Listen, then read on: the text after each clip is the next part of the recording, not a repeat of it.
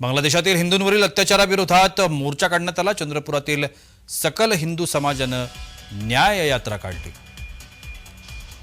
गांधी चौक ते जिल्हाधिकारी कार्यालयापर्यंत हा मोर्चा काढण्यात आला।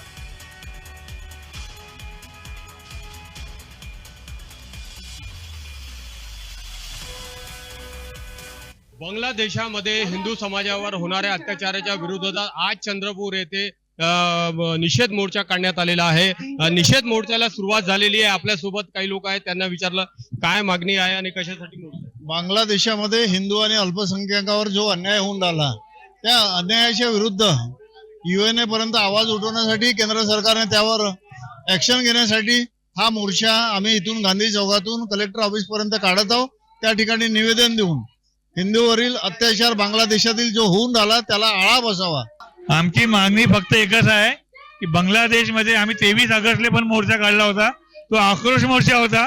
पण आज मानव अधिकार दिवस आहे आंतरराष्ट्रीय, पण बांगलादेशमध्ये जे घडत आहे म्हणजे लोकांना मारणं, पशुवांना मारणं, जेवढे अल्पसंख्याक आहे सर्वांवर अत्याचार होत आहे आणि काहीच पाहत नाही गव्हर्नमेंट, फक्त मारत आहे।